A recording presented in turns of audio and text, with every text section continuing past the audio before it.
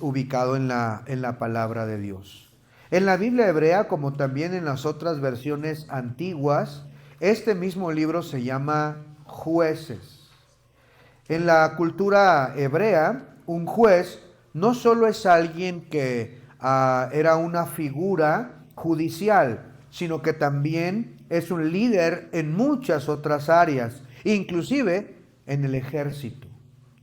Y también a veces ocupaban puestos administrativos. Por lo tanto, cuando se utiliza la palabra juez en la Biblia, aquí, es más un libertador. Un libertador, pudiéramos llamarle salvadores o libertadores al libro, y estaríamos hablando en un buen sentido. Este libro, entonces, encontramos acontecimientos muy emocionantes, muy dramáticos, únicos en la palabra de Dios. Ahí tienen sus hojitas y vamos a ir llenándolas poco a poquito. El título hebreo del libro, anótenle por favor, vamos a poner ahí voy a deletrear cómo se deletrea esa palabra, es SH, si lo puedes poner acá estaría más que bien, ahí está. Shopetim es una palabra hebrea que significa gobernantes, libertadores, no solamente jueces legales como les acabo de mencionar hace un momento. Este libro de los jueces, hermanos, abarca un aproximado de 350 años.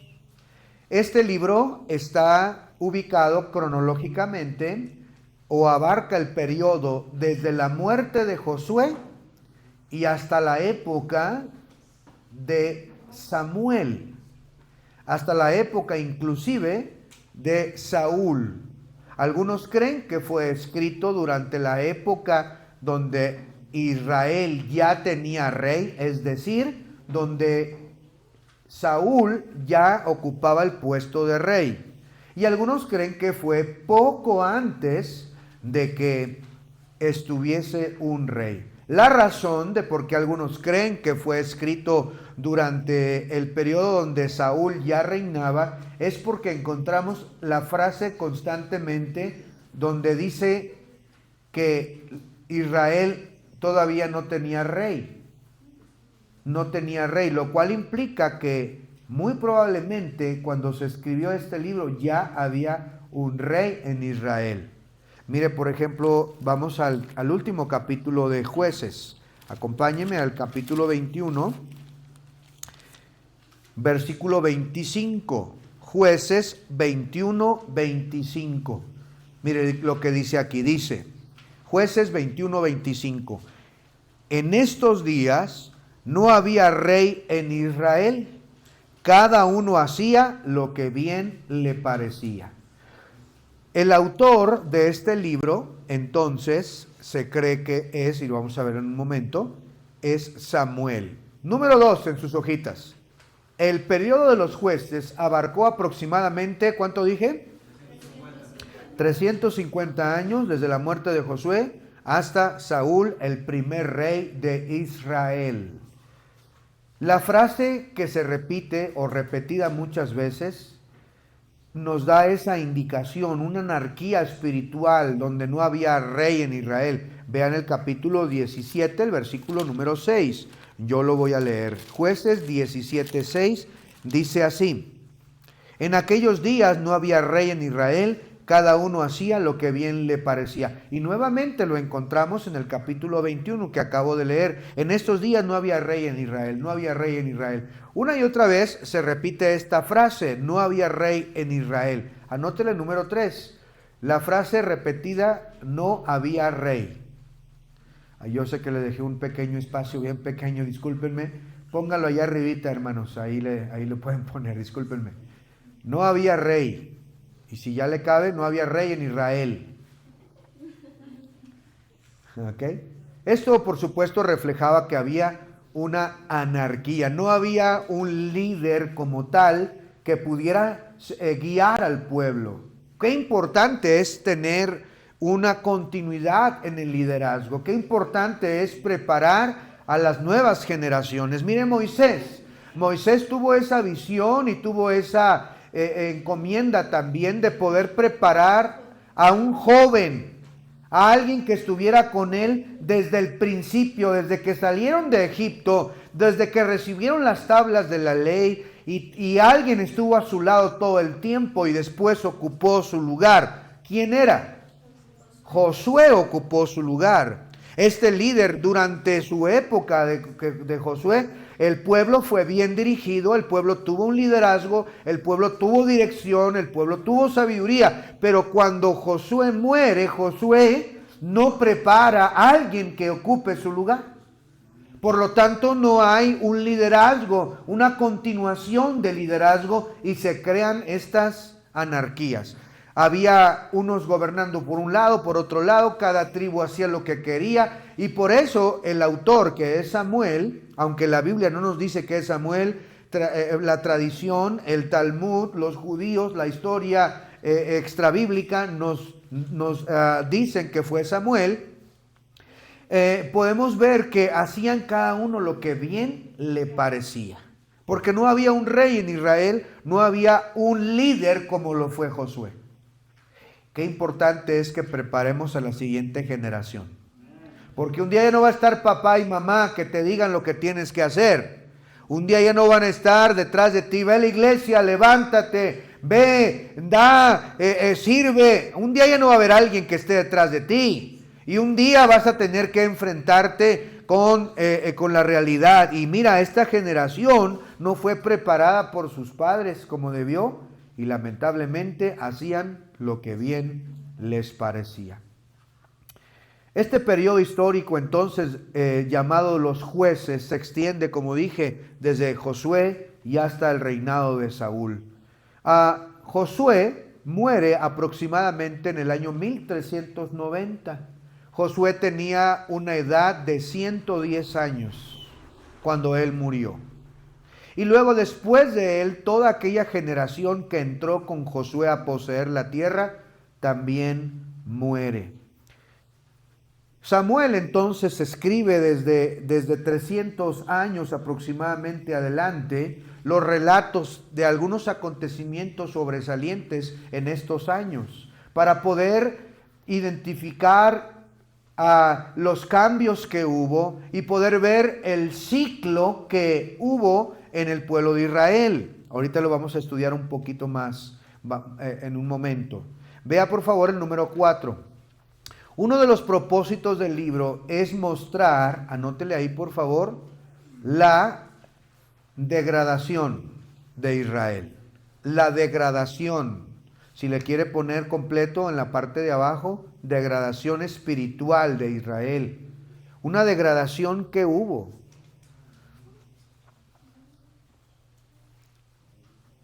Samuel escoge ciertos detalles importantes para incluirlos en este libro de Jueces. Él quiere que se sobresalgan ciertos detalles para cuando los lectores tuvieran en sus manos el libro de Jueces, fueran bien identificados. Así que por inspiración divina, él escoge ciertas partes de ese periodo de 300 años para poderlos incluir en este libro. Algo que él lo incluye, mejor dicho, puede resumirse en 4 etapas que lo vemos en todo el libro de Jueces. 4 etapas que se pueden ver. La primera es pecado, es decir, el pueblo peca. Y podemos encontrar a través de este libro de Jueces frases como: y los hijos de Israel hicieron lo malo ante los ojos de Jehová. Y los hijos de Israel se rebelaron, no obedecieron. Entonces Samuel incluye este ciclo o estas 4 etapas. La primera es pecado. La segunda etapa es que el pecado lleva a la esclavitud. Es decir, las otras naciones esclavizaban a los israelitas porque Dios retiraba su mano de ellos por ser rebeldes. Luego ellos clamaban. La tercera etapa es que ellos clamaban, ellos rogaban, oraban a Dios por ayuda. Y bueno, lo podemos ver también en frases como, y los hijos de Israel clamaron al Señor. Y en esta etapa, Dios envía un libertador. La cuarta etapa es precisamente esa, un libertador, un juez. A esto se refiere no solo una liberación política y militar, sino que también el juez llamaba a arrepentimiento al pueblo para que se volvieran de sus malos caminos. Y podemos encontrar varios jueces que vamos a estudiar en un momento. Y podemos encontrar frases como, el Señor levantó un libertador para ellos. Y luego nos da el nombre del libertador. Este es el ciclo que podemos encontrar. Dije entonces, vamos a identificarlo y luego lo vamos a ver en la Biblia. Dije, el pueblo peca. Luego el pueblo es esclavo. Luego están de chillones, claman al Señor, ¿verdad? Suplican. Y luego Dios en su gracia, envía un libertador para liberarlos de la esclavitud y el oprobio y les llama al arrepentimiento. Y ese es el ciclo que usted puede ver vez tras vez, vez tras vez. Vamos a ver solo un ejemplo. Mire, vamos a Jueces, por favor. Y Samuel nos resume eso precisamente en el capítulo 2. Vea, por favor, el capítulo 2. 2:11. Jueces 2:11. ¿Están ahí, hermanos? Dice, después los hijos de Israel, note, hicieron lo malo ante los ojos de Jehová y sirvieron a los Baales. Ahí está la primera etapa. Pecaron.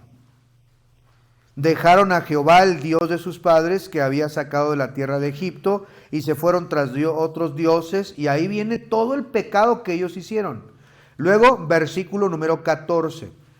Y se encendió contra Israel el furor de Jehová, el cual los entregó en manos de robadores que los despojaron y los vendió en manos de sus enemigos de alrededor, y no pudieron hacer ya frente a sus enemigos. Y aquí está la segunda etapa. Pecan y luego son esclavos. Los gobiernan. Les dan duro con la vara, ¿verdad? Luego ellos claman al Señor. Vean versículo número 16. 15, perdón. Y por donde quiera que salían, la mano de Jehová estaba contra ellos para mal, como Jehová había dicho, y como Jehová se lo había jurado, y tuvieron gran aflicción.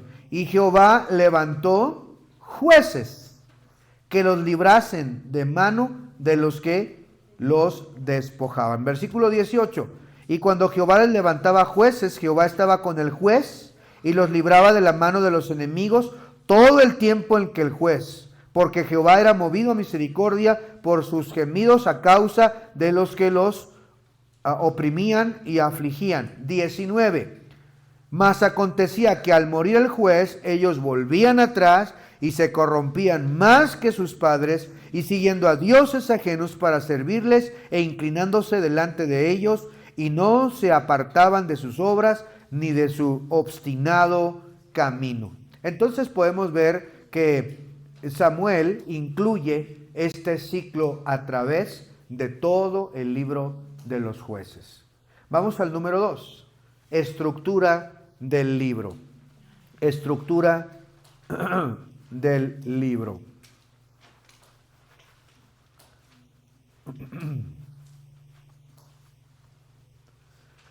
El libro de los jueces, hermanos, no es un libro lineal o un libro cronológicamente así bien, sino más bien, como dije, es un libro cíclico, un libro que nos permite ver este ciclo de Israel. Entra una y otra vez en este patrón repetitivo de pecado, de esclavitud, de clamor y de liberación una y otra vez. Anótela ahí, número 5, el prólogo histórico.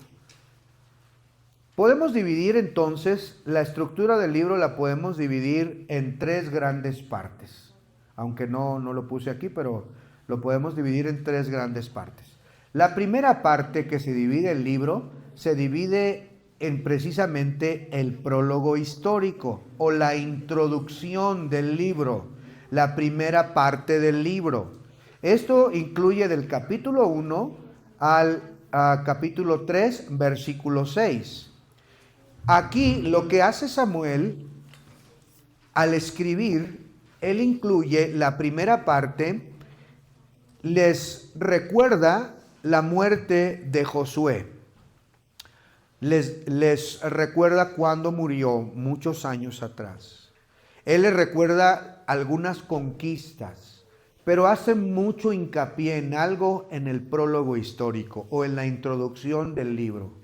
Samuel deja ver que los israelitas no conquistaron los reinos que Dios les había dicho. Es decir, tuvieron una conquista parcial. Recuerdan que estudiamos Deuteronomio, estudiamos Éxodo, ¿te acuerdas, Brian? Y Dios les había dicho, todos los pueblos, acábenlos. No hagan compañerismo con ellos. No hagan como ellos.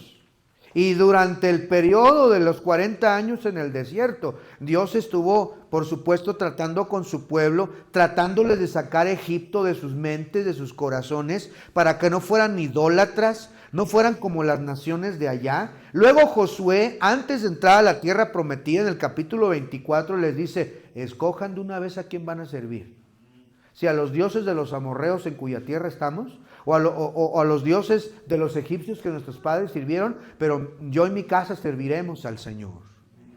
Y ellos hacen un compromiso y ellos tenían la encomienda, acaben con todos los pueblos, no hagan alianza con nadie, destruyanlos y posean la tierra prometida. Pero en Jueces podemos encontrar que Samuel nos deja en el prólogo la historia inconclusa. Una conquista parcial. No conquistaron todos los reinos. Miren, vamos a verlo, por favor, rápidamente. Jueces, en el capítulo número 1, capítulo 1, el versículo 20 versículo 20 en adelante. Y dieron a Hebrón a Caleb, como Moisés había dicho, y él arrojó de allí a los 3 hijos de Anac. Mas el jebuseo que habitaba en Jerusalén no lo arrojaron los hijos de Benjamín. Y el jebuseo habitó con los hijos de Benjamín en Jerusalén hasta hoy.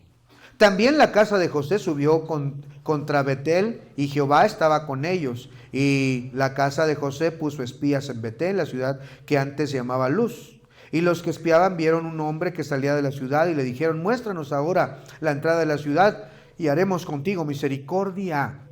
Y él les mostró la entrada de la ciudad y hirieron a filo de espada. Noten, pero dejaron ir a aquel hombre con toda su familia.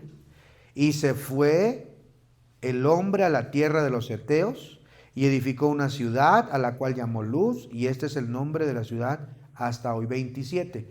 Tampoco Manasés arrojó a los de Bet-Seal, ni a los de sus aldeas, ni a los de Taanac, ni a sus aldeas, ni a los de Dor y sus aldeas, ni a los habitantes de Ibleam, ni sus aldeas, ni a los que habitaban. Bueno, pues ¿a quién ¿verdad, hermanos? Aquí viene un relato de cuántos no sacaron. 30, por favor, el 30. Tampoco Zabulón. 31. Tampoco Aser arrojó a los que habitaban en Naco. 33.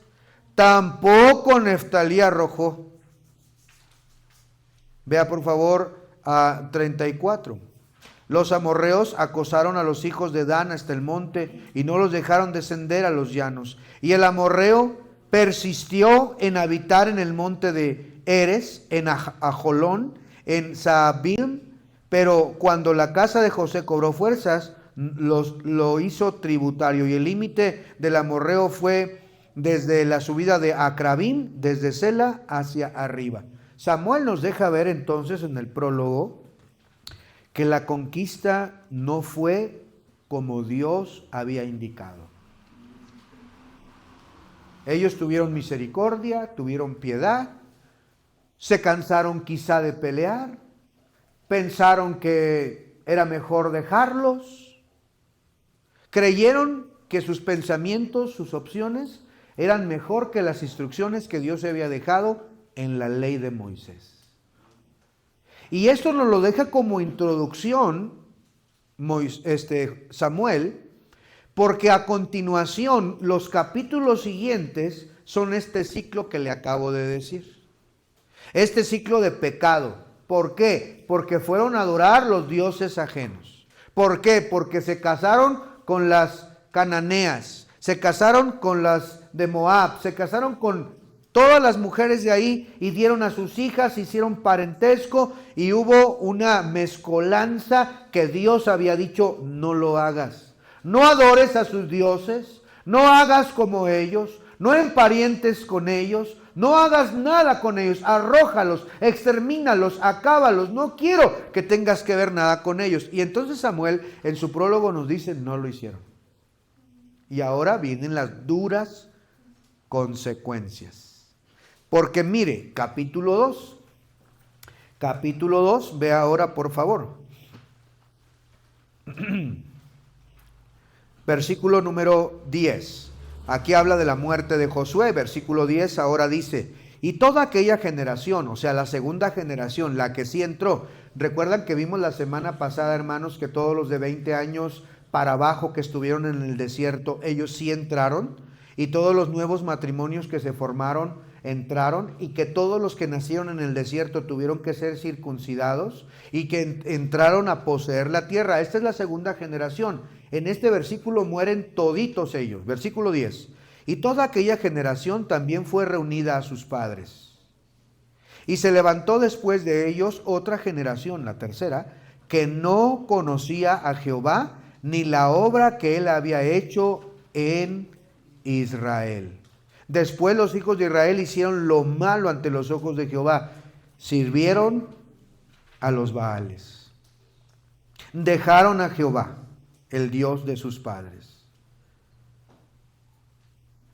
que los había sacado de la tierra de Egipto, y se fueron tras dioses ajenos, los dioses del, note esto, los dioses de los pueblos que estaban en sus alrededores, a los cuales adoraron y provocaron a ira a Jehová, y dejaron a Jehová y adoraron a Baal y a Astarot. Y se encendió contra Israel el furor de Jehová, el cual les entregó en manos de robadores que los despojaron y los vendió en mano de sus enemigos alrededor, y no pudieron ya hacer frente a sus enemigos. Miren aquí entonces podemos ver las duras consecuencias de no obedecer a la voz de Dios. El no obedecer sus mandamientos. El pensar que tú eres más inteligente que Dios. Que a ti no te va a pasar. No, eso le pasó a ellos. A mí no. Yo soy más inteligente, más capaz. No, hermano. Tenemos que obedecer las instrucciones de Dios. Él dice claramente: no te mezcles, no vayas, no te unas en yugo desigual con los incrédulos, apártate de ellos porque van a inclinar tu corazón y te va a ir mal. Recuerden lo que Moisés les advirtió en Deuteronomio: escogeos hoy. Él les dijo: he aquí hoy yo tengo la bendición y la maldición. La bendición se hace en esto y la maldición se hace en esto. Y aquí podemos ver, hermanos, cumpliéndose esta parte. Estamos en la estructura del libro. Vean número 6 entonces. Número 6 en sus hojas. El ciclo principal del libro sigue este orden: pecado, opresión, clamor, liberación y reposo. Entonces ahí va opresión. Opresión.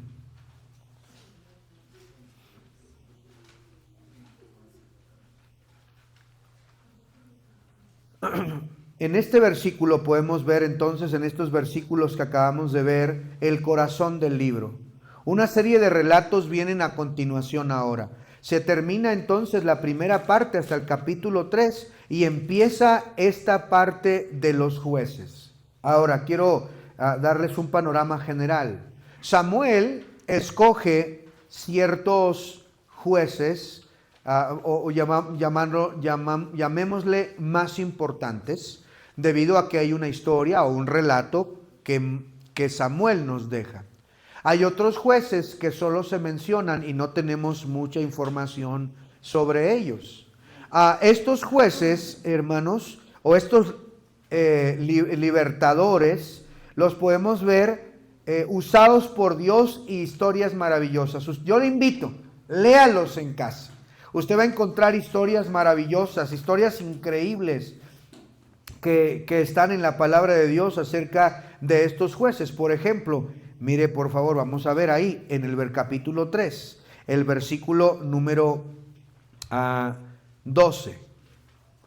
3:12. ¿Están ahí, hermanos? Dice, volvieron los hijos de Israel a hacer lo malo. Ahí está la primera fase. Ante los ojos de Jehová, y Jehová fortaleció a Eglón, rey de Moab, contra Israel por cuanto habían hecho lo malo ante los ojos de Jehová. Este juntó consigo a los hijos de Amón y de Amalec y vino e hirió a Israel y tomó la ciudad de las palmeras. Esa ciudad de las palmeras es Jericó. 14. Y sirvieron los hijos de Israel a Eglón, rey de los moabitas, 18 años. Y aquí entonces vemos la esclavitud. Pecado, Dios los abandona, viene la esclavitud y están 18 años siendo oprimidos por Eglón. Este Eglón era un rey gordísimo. Gordísimo este rey. No tenemos tiempo de leer toda la historia. Pero Dios levanta un juez. Dice ahí, por favor, vean al versículo 15, la tercera fase. Y clamaron los hijos de Israel a Jehová. Y luego la cuarta fase. Y Jehová les levantó un libertador, Ahod, hijo de Gera, benjamita, el cual era zurdo. Y los hijos de Israel enviaron con él un presente a Eglón, rey de Moab. Y aquí entonces vemos a un segundo juez. El primero se llama Otoniel. El segundo que aparece aquí es Ahod. A-O-D. Ahod. Este Ahod lo levanta Dios y después de 18 años de esclavitud, Ahod era zurdo y se lleva un puñal aproximadamente de 30 centímetros o un codo de largo, bien afiladito, bien escondido entre sus ropas. Y los israelitas mandan a entregar un presente al rey de Moab, que era quien los estaba oprimiendo, y entonces le entrega el presente en el palacio. Pero luego le dice, oh rey, tengo algo secreto que decirte. Necesito que me desocupes aquí a todos. Y el rey gordotote manda sacar a todos los siervos y se salen todos y se queda él y el juez Ahod. Y saca su puñalote grande y se lo entierra con la mano izquierda, con la mano izquierda porque era zurdo, hasta adentro, hermanos, en los intestinos. Y tú lees la historia y dice que se clavó tan adentro que ya no lo pudo sacar de la gordura que tenía. Se quedó clavado. Y luego la historia dice también que empezó su intestino a vaciarse. Y los siervos que estaban afuera pensaban pues que todo estaba bien. Este Ahod sale rápido, cierra la puerta y se va. Y los otros piensan, a lo mejor está echando un baño o algo, no sé. Pero ya tardó mucho. Le abren y encuentran al rey gordotote muerto ahí. ¿Verdad? Eso es una historia. Y luego Ahod regresa con los israelitas y le dice, ármense de valor, Dios nos va a libertar. Y van y pelean y los libera de la esclavitud de Moab. Pero luego otra vez a hacer lo malo. Y así constantemente podemos encontrar este ciclo. Lea el libro de Jueces, va a encontrar historias como estas, maravillosas, impresionantes, que le van a enseñar, que le van a dejar aquí muchas lecciones. Número 7. Los capítulos 17 al 21 muestran, anótele, caos moral en Israel. Un caos moral en Israel. Como la idolatría de Micaía. Entonces dijimos, la estructura del libro es la siguiente. La primera es el epílogo o la introducción, la muerte de Josué, el cambio generacional, la indicación de que no conquistaron a todos los reinos. Esa es la primera parte del libro. Hasta aquí vamos bien. La segunda parte del libro son la historia de los jueces, este ciclo interminable, Israel pecando y todo lo que ya expliqué. Y la última parte del libro, que son los últimos 2, 3 capítulos, la última parte, nos deja ver el caos que había, un caos tremendo. Usted puede encontrar una historia de que casi desaparecen a una de las tribus, a la tribu de Benjamín. Casi la desaparecen. Todos se juntan y van a pelear. Esa es una guerra civil prácticamente que se desata ahí. Una idolatría también tan grande, usted la puede leer, una concubina que es despedazada, hermanos. Y es enviada por todas partes en el territorio de Israel. Nos deja ver ahí una cosa horrible, horrible, una situación moralmente horrible de Israel. Número 8. La frase, cada uno hacía lo que bien le parecía, del 21-25, revela la ausencia de, anótenle, autoridad divina en Israel, o autoridad en Israel. Estamos en el número 8, autoridad divina. Y aquí tenemos entonces la estructura del libro. En el capítulo 17 al 21, entonces termina con lo moral, lo religioso, cómo estaba el pueblo. Estaban en un caos completamente el pueblo de Israel. Cada uno hacía lo que bien le parecía. Esta frase, por supuesto, que resume el caos moral de aquella época. Y déjeme decirle que cuando no hay una autoridad divina, el pueblo se desenfrena, dice la palabra de Dios. Cuando no obedecemos las instrucciones divinas, mire, nos va a ir mal. Dios puso autoridades que tenemos que respetar, que tenemos que seguir. Dios puso a tus padres, joven, señorita o niño que estás aquí. Dios los puso. Tú no puedes hacer lo que bien te parezca. Hay reglas, hay normas y tenemos que sujetarnos ante las reglas y las normas que están establecidas. Como ciudadanos tenemos reglas y normas que tenemos que sujetarnos a las autoridades superiores. Romanos capítulo 12, 13 nos habla de las autoridades superiores que están puestas por parte de Dios. El ciudadano debe pagar impuestos, el ciudadano debe pagar sus servicios, el ciudadano debe cumplir con sus responsabilidades como ciudadano, sujetándonos a las leyes que Dios puso. Si no, hay una anarquía. Si no hay, cada quien hace lo que quiere, como quiere, porque no hay una autoridad en la iglesia. Por eso es que tenemos un pastor y por eso necesitamos orden. No necesitamos salir y entrar, hablar por teléfono, mensajear. No podemos que unos estén allá y otros acá y otros allá. No, debe de haber orden. Por eso la Biblia dice, hágase todo decentemente y con orden. Dios es un Dios de orden. Dios es un Dios de autoridad. Y ellos no siguieron las autoridades. No había una autoridad, no obedecieron los mandamientos y les va muy mal en la historia. Número 3. Principales jueces y sus lecciones. Principales jueces y sus lecciones. En total se mencionan 12 jueces principales. ¿Ok? 12 jueces principales y algunos son mencionados muy poquito, pero otros son mencionados con historias sorprendentes. Tenemos al primero, el juez Otoniel. Anótenle Otoniel. Estamos en el número 9. Otoniel es el primer juez.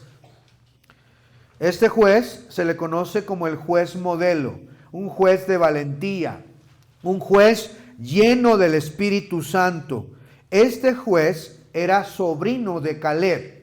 Caleb, el que había salido de Egipto, que había atravesado el desierto los 40 años, que había entrado a poseer la tierra y que había peleado con gigantes. Su sobrino ahora es el primer juez de Israel. Su historia la encontramos en el capítulo 3, versículos 7 al 11. Podemos encontrar aquí su historia. El Espíritu de Jehová vino sobre él y juzgó a Israel y salió a batalla, y Jehová entregó en mano a Cusán Risataim, rey de los de Siria, y prevaleció su mano contra Cusán Risataim.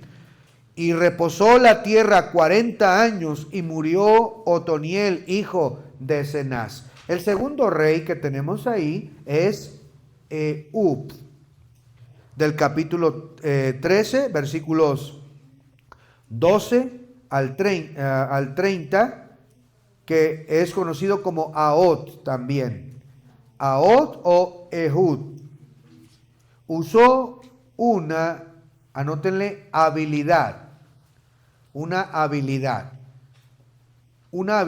única, era ser zurdo, ¿verdad? Para liberar a Israel del rey Eglón, el rey gordote que les digo, ¿verdad? Ese rey, que es el juez Ahod, o también llamado Ehud. Luego tenemos a, anótenle, Débora y Barak. Débora y Barak. Capítulos 4 y capítulo 5 encontramos la historia de Débora y Barak. Algunos los cuentan como uno solo, Débora y Barak, y algunos los separan, Débora y aparte otro juez, Barak. Esta Débora fue una profetisa y una jueza que liberó junto con Barak contra Sísara grandes batallas. Débora se levantó como madre de Israel y fue esforzada para poder dar libertad. Vea por favor ahí el capítulo 5. Mire por favor rápidamente. Jueces capítulo 5, versículo número 7. Las aldeas quedaron abandonadas en Israel. Habían decaído hasta que yo, Débora, me levanté como madre en Israel. Cuando escogían nuevos dioses, la guerra estaba a las puertas. Se veía escudo o lanza entre 40,000 en Israel. Mi corazón es para vosotros. Ahí vemos el cántico de esta gran mujer que Dios usó. Porque cuando faltan varones, también las mujeres, Dios las usa. Amén, hermanos. Dios las usa. No hay un hombre en la casa que sea un líder. Bueno, estás tú para guiar espiritualmente a tus hijos. No hay un hombre que se haga cargo en la casa. Quizá es un borracho, un descuidado. Bueno, Dios puede usarte a ti también para que tus hijos sigan el camino correcto, el camino de santidad, el camino hacia la voluntad de nuestro Dios. Número 12, Gedeón. Bienvenido, hijo, pasa. Gedeón, del capítulo 6 hasta el capítulo 8. Gedeón demostró que Dios, anótenle por favor, usa a los, anótenle, débiles. A los débiles. Dios usa aún a los débiles. Dios llama a Gedeón mientras él a escondidas estaba recogiendo el trigo por temor a los madianitas. En el capítulo 6 hasta el capítulo 8 encontramos su historia.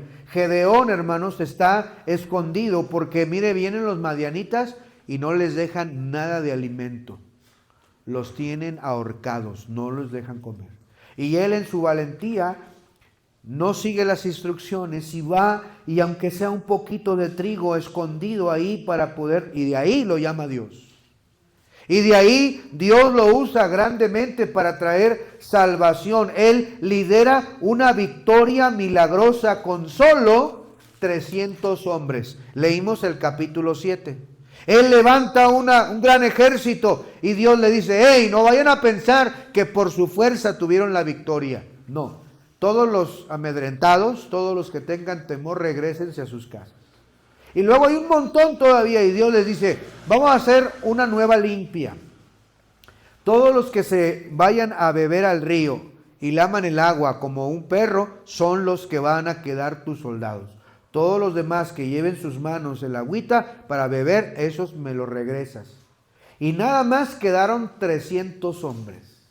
Esos son los verdaderos 300. 300. Que van y pelean una gran batalla contra los madianitas.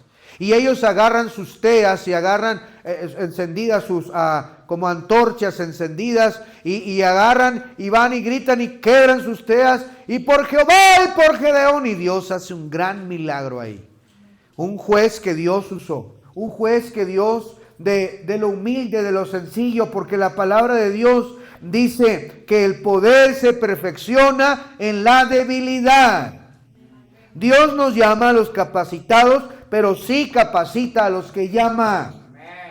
El poder está en Dios. El poder se perfecciona en la debilidad. Dios desea seguir usándonos, hermanos, como lo usó a Gedeón. ¿Y qué decir del siguiente? Jefté.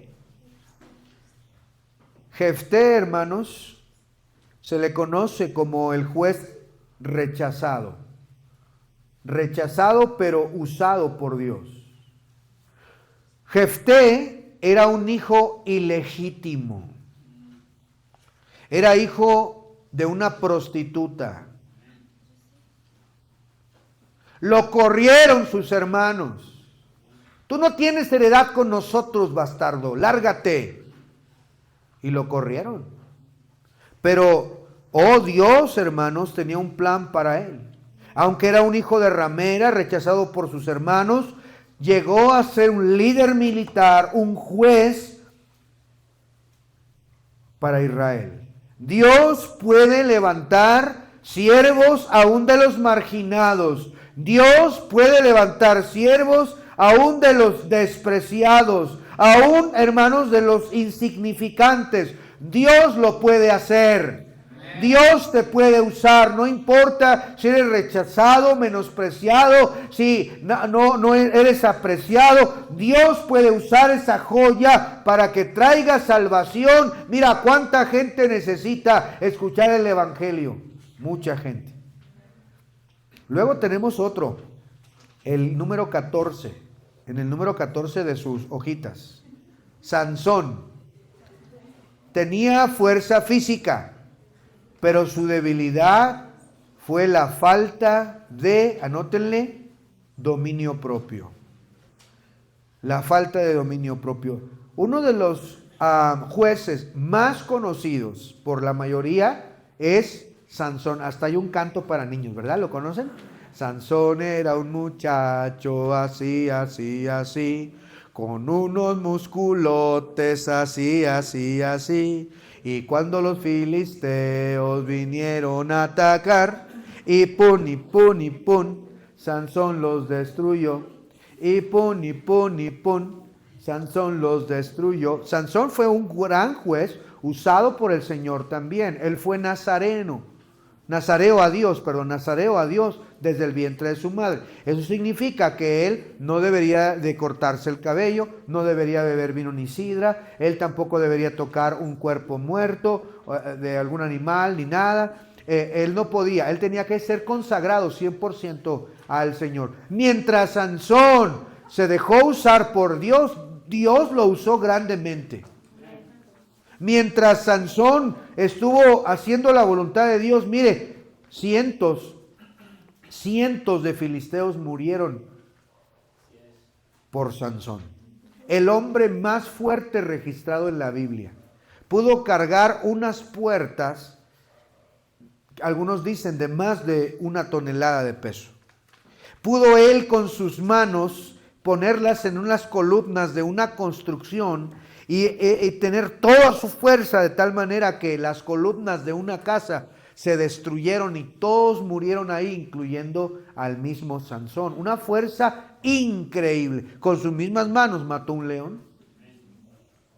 ¿Verdad? Sansón fue usado por Dios, pero también había una gran debilidad y eran las mujeres. Por eso también está el cantito. Dalila era una chica así, así, así, con unas pestañotas así, así, así. Y cuando Sansón la vio, de ella se enamoró. Y Sansón quedó pelón. y Sansón quedó pelón. Porque ustedes lean la historia, la fuerza era que él no se cortara el cabello, las guedejas que tenía. Pero luego, Dalila, que era una mujer de los filisteos, él se enamoraba de puras que no debería. Pero se enamoró y ahí, dime el secreto de tu fuerza, dime en qué consiste tu fuerza. Y le decía una cosa y no se daba cuenta Sansón. La mujer iba y le decía a los filisteos venían y no era verdad, hasta que le dijo la verdad. Nunca se llegó navaja a mi cabello, porque el día que se llegue, yo seré como todos los demás hombres. Y ahí no, ella solita le cortó el cabello. Y cuando vinieron los filisteos, dijo, esta vez saldré como las otras veces. Pero no sabía que el Espíritu de Jehová ya se había apartado de él. Y lo agarraron y le sacaron los ojos. Lo echaron en la cárcel. Y lo pusieron a moler como un burro, como una bestia, en los molinos grandes a dar vueltas para moler el grano. Así acabó Sansón, ¿verdad? Sansón, un juez usado por Dios. Vea por favor número 14. Sansón tenía fuerza física, pero su debilidad fue la falta de dominio propio. Oh hermanos, ¿cuántos hemos encontrado así? Gente con talento, gente con potencial para servir a Dios, con un lugar para que Dios haga algo grande en ti, y dejas que el pecado, pequeño pecado, te arruine la vida. Ten cuidado, joven, señorita, con quién estás tratando, con quién estás dándole tu corazón. Que no vaya a ser un filisteo, que no vaya a ser una Dalila que acabe con tu vida. Aléjate, huye de esas cosas. Espera la voluntad de Dios. Espera al Señor. Espera ese momento indicado y a la persona indicada para que te vaya bien. Oh hermanos, ¿cómo deberíamos aprender de Sansón? Los dones, escucha esto, los dones y talentos sin la santidad son peligrosos. Los dones y talentos sin la santidad son peligrosos, te hacen vano, te hacen lucido, creído, y te llevan fuera de la voluntad de Dios. Escucha esto. El carácter es más importante que el talento. El carácter cristiano es más importante que el talento. A lo mejor cantas muy chulo, muy bonito, muy afinadito, pero eres un cochino y perverso. Yo prefiero cantar con alguien no muy afinado, que se esfuerce, que vive en santidad y que poco a poco irá mejorando su talento que Dios le dio, a alguien que canta lindísimo pero es un hipócrita mentiroso. Amén, hermanos. Por último, tenemos los principios bíblicos que pudiéramos aplicar. Antes de verlos, quiero que den vuelta a su hoja. Y vean el resumen que les puse ahí para que lleven a casa. No tiren las hojas, no las rompan, no son para desecharlas, guárdenlas en una carpeta. Les puse arriba los jueces importantes o los más importantes: Otoniel, Ahod, Débora, Gedeón, Jefté y Sansón. Vemos ahí lo que dice pecado es cuando el pueblo pecó. Luego vemos cuando el pueblo fue esclavo. Luego vemos cuando suplican a Dios, y vemos después cómo son liberados. Y así en cada uno de ellos. Están en pecado, son esclavos, luego piden a Dios liberación y Dios los libera. Con excepción de Sansón, donde no encontramos una súplica de parte del pueblo. También les puse una sinopsis o un resumen de todo el libro de Jueces. La conquista parcial y la apostasía en 2 periodos. Luego la opresión de los enemigos y los jueces: Otoniel, Ahod, Sagar, Débora, Gedeón, Yola y Yair. Y ahí vienen todos los jueces. Y por último, que es lo que vamos a ver en un momento, el epílogo o el desenlace o el final de desorden religioso y moral. Y tenemos por concluido el libro de los jueces. Quiero que veamos solamente algunos principios, los voy a mencionar, y que Dios acomode a cada uno nuestras necesidades. Número 15, dice, Jueces 2:14. Enseña que el pecado trae, anótenle, esclavitud. El pecado trae esclavitud. Israel no obedeció totalmente y cayó bajo el yugo de las naciones enemigas. Dejaron a Jehová para seguir sus propios ideales. No podemos negociar con el pecado, hermanos. No podemos tolerar el pecado. Lo tenemos que desarraigar. No es nuestro amigo. Satanás no es tu amigo. El mundo no es tu amigo. Quieren tu destrucción, quieren tu ruina, quieren verte miserable. Por eso es que no podemos actuar como ellos lo hicieron.